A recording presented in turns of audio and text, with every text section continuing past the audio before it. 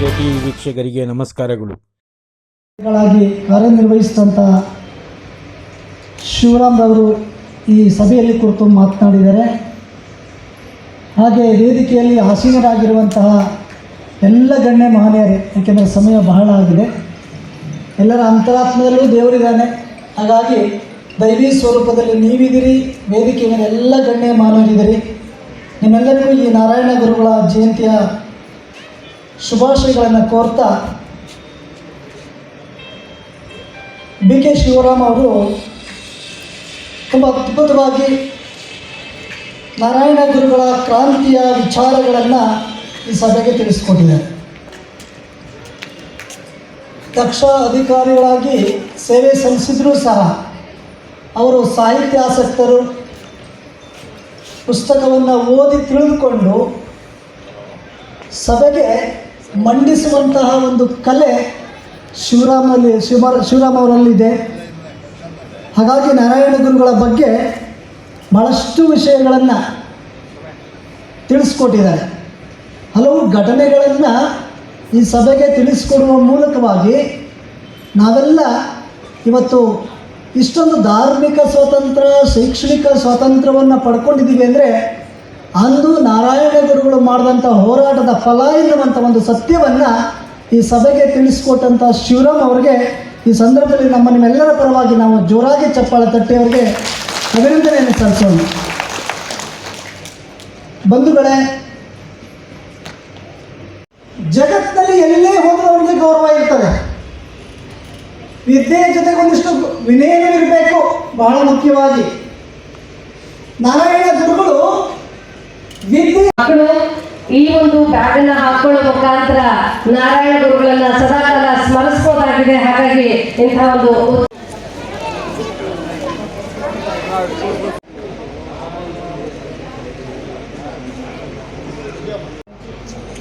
ಇಡಿಂಬೆ ಅಂತಕ್ಕಂತಹ ನಾಟಕವನ್ನ ಬ್ರಹ್ಮರ್ಷಿ ನಾರಾಯಣ ಗುರುಗಳ 171ನೇ ಜಯಂತ್ಯೋತ್ಸವ ಕೋಲಾರ ಜಿಲ್ಲಾಡಳಿತ ಹಾಗೂ ಯಾರೇ ಈಡಿಗ ಜನಾಂಗದ ಕೌಶಲಾಭಿವೃದ್ಧಿ ಸಂಘ ಹಾಗೂ ನಾರಾಯಣ ಗುರು ಚಾರಿಟಬಲ್ ಟ್ರಸ್ಟ್ನ ಸಹಯೋಗದಲ್ಲಿ ಟಿ ಚೆನ್ನಯ್ಯ ರಂಗಮಂದಿರದಲ್ಲಿ ತುಂಬ ಸುಂದರವಾಗಿ ಅರ್ಥಪೂರ್ಣವಾಗಿ ಕಾರ್ಯಕ್ರಮ ನಡೆಯಿತು.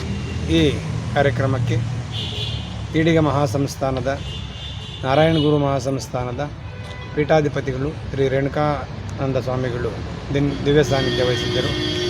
ಹಾಗೆಯೇ ವಿಶೇಷ ಆಹ್ವಾನಿತರು ಹಾಗೂ ಉಪನ್ಯಾಸಕರಾಗಿ ನಾರಾಯಣ ಗುರುಗಳ ಬಗ್ಗೆ ಅಧ್ಯಯನ ಮಾಡಿರತಕ್ಕಂಥ ನಿವೃತ್ತ KS ಅಧಿಕಾರಿಗಳು ಬಿ ಕೆ ಶಿವರಾಮ್ ಅವರು ಕೂಡ ಈ ಕಾರ್ಯಕ್ರಮಕ್ಕೆ ಆಗಮಿಸಿದ್ದರು.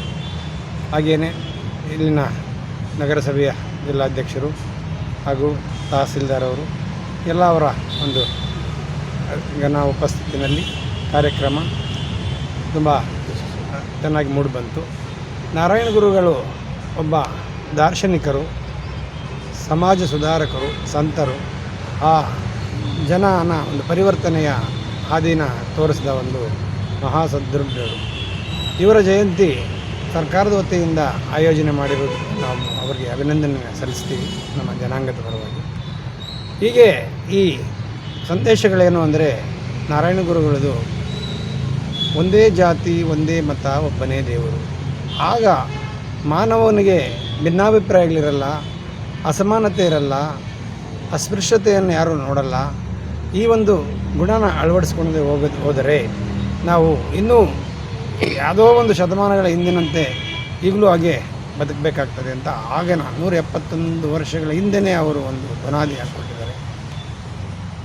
ಅವರು ಹೆಚ್ಚಿನ ಮಹತ್ವ ಶಿಕ್ಷಣ ಕಲೀರಿ ಅಂತ ಒಂದು, ಅದು ಕೂಡ ಅವರು ಶಿಕ್ಷಣದಿಂದ ಸ್ವತಂತ್ರರಾಗಿರಿ, ಸಂಘಟನೆಯಿಂದ ಬಲವಿತರಾಗಿರಿ, ಯಾರ ಮೇಲೆ ಯಾರೂ ದ್ವೇಷ ಬೇಡ, ಮೇಲಿನವ್ರು ಮೇಲ್ತರ ಅಂದ್ಕೊಳ್ಳಿ, ನಿಮ್ಮ ಕೆಲಸ ಮಾಡಿ, ಇಲ್ಲಿ ಆವಾಗಲೇ ಭೇದ ಭಾವ ಇಲ್ಲದಿರ ನಿಮ್ಮನ್ನು ಅವ್ರಿಗೆ ತೋರಿಸ್ಕೊಡೋಕ್ಕಾಗೋದು ಅಂತ ಆಗಿನ ಕಾಲಕ್ಕೆ ಹೇಳಿದ್ದಾರೆ.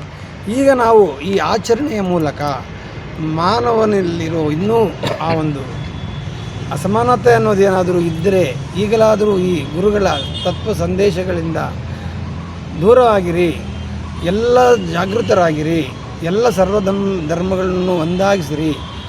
ಈ ಒಂದು ಸಮಾಜಕ್ಕೆ ಮಾತ್ರ ಇದು ಸೀಮಿತವಾಗಿ ಧರ್ಮಾಚರಣೆ ಮಾಡಿ ಜಯಂತ್ಯೋತ್ಸವ ಮಾಡಿ ಅಂತ ಸರ್ಕಾರ ಹೇಳಿಲ್ಲ. ಇಂಥ ಗುರುಗಳು ಸಮಾಜದಲ್ಲಿ ಇದ್ದಿದ್ದರಿಂದಲೇ ಎಲ್ಲ ಸಮಾಜಗಳು ಒಂದಾಗಲಿಕ್ಕೆ ಅವಕಾಶ ಅಂತ ಇದನ್ನು ತೋರ್ಪಡಿಸಿದ್ದಾರೆ. ಸಮುದಾಯದವರು, ಇತರೆ ವರ್ಗದವರು ಎಲ್ಲ ಒಟ್ಟಾಗಿ ಈ ಒಂದು ಸಮಾಜಕ್ಕೆ ಒಂದು ಸಂದೇಶ ಹೋಗಲಿ ಅಂತ ಈ ಒಂದು ಜಯಂತಿನ ಕೊಟ್ಟಿರೋದು. ಎಲ್ಲರೂ ಬಂದು ಭಾಗವಹಿಸಿ ಒಳ್ಳೆಯ ಹಿತವಚನಗಳು ಹೇಳಿದ್ದಾರೆ, ಉಪದೇಶಗಳು ಹೇಳಿದ್ದಾರೆ. ಹಾಗೆಯೇ ನಮ್ಮ ಸಮುದಾಯಕ್ಕೆ ಎಲ್ಲ ವರ್ಗದ ಸಮುದಾಯಗಳಿಗೂ ಶಿಕ್ಷಣವೇ ಜೀವನದ ಅತಿ ಮುಖ್ಯ ಆಧಾರ ಅಂತ ಕೂಡ ನಮ್ಮ ಶಿವರಾಮ್ ಅವರು ಭಾಳ ಸ್ಪಷ್ಟವಾಗಿ ಹೇಳಿದ್ದಾರೆ. ನಾವು ಶಿಕ್ಷಣ ಕಲಿಯದೆ ಹೋದರೆ ಆರ್ಥಿಕವಾಗಿ ಒಂದು ಸಾಮಾಜಿಕವಾಗಿ ಮುಂದುವರಲಿಕ್ಕೆ ಸಾಧ್ಯವೇ ಇಲ್ಲ. ಯಾಕಂದರೆ ಅರ್ಥ ಮಾಡಿಕೊಳ್ಳೋ ಶಕ್ತಿ ಇರೋದು ಶಿಕ್ಷಣದಲ್ಲೇ, ನಾವು ಬಲಿಷ್ಠರಾಗೋದು ಆ ಶಿಕ್ಷಣದಲ್ಲೇ. ಆವಾಗ ಒಂದು ಅಳವಡಿಕೆ ಆಗುತ್ತೆ. ಆದ್ದರಿಂದ ಅದನ್ನು ಪಡೀಲಿ ಅಂತ ಹೇಳವ್ರೆ.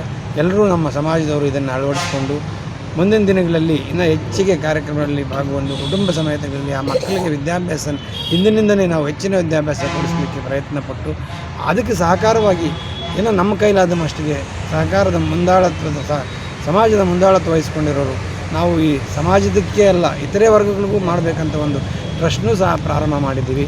ಅದರಲ್ಲಿ ನಮ್ಮ ಕೈಲಾದಷ್ಟು ಕೂಡ ಆರ್ಥಿಕ ಬಡ ಮಕ್ಕಳಿಗೆ ಸಹಾಯ ಸಿಗುತ್ತೆ, ಎಲ್ಲ ಉಪಯೋಗಿಸ್ಕೊಳ್ಬೇಕಾಗಿ ಈ ಮೂಲಕ ಒಂದು ಸಂದೇಶವನ್ನು ನಾನು ಕೂಡ ನಿಮ್ಮ ಜನಾಂಗದವರು ಜಿಲ್ಲೆಯಲ್ಲಿ ಎಷ್ಟಿದ್ದಾರೆ ಸರ್?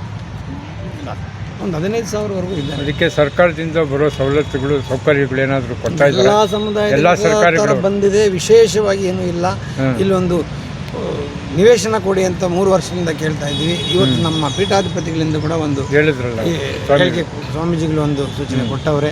ದಯವಿಟ್ಟು ಈಗಲಾದರೂ ನಮಗೆ ಅದನ್ನು ಮಾನ್ಯ ಆಡಳಿತ ಮಂಡಳಿ ಜಿಲ್ಲಾಧಿಕಾರಿಗಳು ಅದಕ್ಕೆ ಒಂದು ಮನಸ್ಸು ಮಾಡಿ ಒಂದು ಅನುಮೋದನೆ ಕೊಡಬೇಕು. ನಾವು ಪ್ರಯತ್ನ ಪಡ್ತೀವಿ. ಅದು ಕೊಟ್ಟಿದ್ದಾದರೆ ಒಂದು ವಿದ್ಯಾರ್ಥಿಗಳಿಗೆ ಉಪಯೋಗ ಆಗುವಂಗೆ ನಮ್ಮಲ್ಲಿ ನಮ್ಮದೇ ಅನ್ನೋದಕ್ಕಿಂತ ಬೇರೆಯವ್ರಿಗೂ ಅವಕಾಶ ಕೊಡುವಂಗೆ ಒಂದು ವಿದ್ಯಾರ್ಥಿ ನಿಲಯ ಕಟ್ಟಿ ಅಲ್ಲಿ ವಿದ್ಯಾರ್ಥಿಗೆ ಅನುಕೂಲ ಆಗುವ ಒಂದು ಸಂಸ್ಥೆಯನ್ನು ಮಾಡಬೇಕು ಅಂತ ಆಸೆ ಇದೆ. ತಮ್ಮ ಡೆಸಿಗ್ನೇಷನ್ ಏನಾಗಿದ್ದೀರಾ ಸರ್ ಜಿಲ್ಲೆಯಲ್ಲಿ? ನಾನು ಒಂದು ಡಿಸಿಗ್ನೇಷನು ಇಲ್ಲಿ ಕೋಲಾರ ಜಿಲ್ಲಾ ಸಂಘಕ್ಕೆ ಅಧ್ಯಕ್ಷನಾಗಿ ನಿರ್ವಹಿಸ್ತಾ ಇದ್ದೀನಿ. ಜೊತೆಗೆ ನನ್ನದೇ ಆದ ಒಂದು ಸಣ್ಣ ಒಂದು ಉದ್ದಿಮೆ ಇದೆ, ಅದರಲ್ಲಿ ಮುಂದುವರಿತಾ ಇದ್ದೀನಿ. ಇನ್ನು ಹೊಸದಾಗಿ ನನ್ನ ಸೇವೆ ಎಲ್ಲ ವರ್ಗಕ್ಕೂ ಆಗಬೇಕು ಅಂತ ಒಂದು ಟ್ರಸ್ಟ್ ನಾರಾಯಣ ಗುರುಗಳ ಹೆಸರಲ್ಲಿ ನಿನ್ನೆ ಸ್ಥಾಪನೆ ಆಗಿದೆ. 171ನೇ ಜಯಂತ್ಯೋತ್ಸವ 71. ನಾನು ಹುಟ್ಟಿದ್ದು ಕೂಡ 71ನಲ್ಲಿ. ಆದ್ದರಿಂದ ಆ ದಿನವೇ ಮಾಡಬೇಕು ಅಂತ ಆ ಗುರುಗಳಲ್ಲಿ ನಾನು ಪ್ರಾರ್ಥನೆ ಮಾಡಿದ್ದೀನಿ. ಬೆಳೀಲಿ ಅಂತ ನಾನು ಕೇಳ್ಕೊತಾ ಇದ್ದೀನಿ. ಓಕೆ.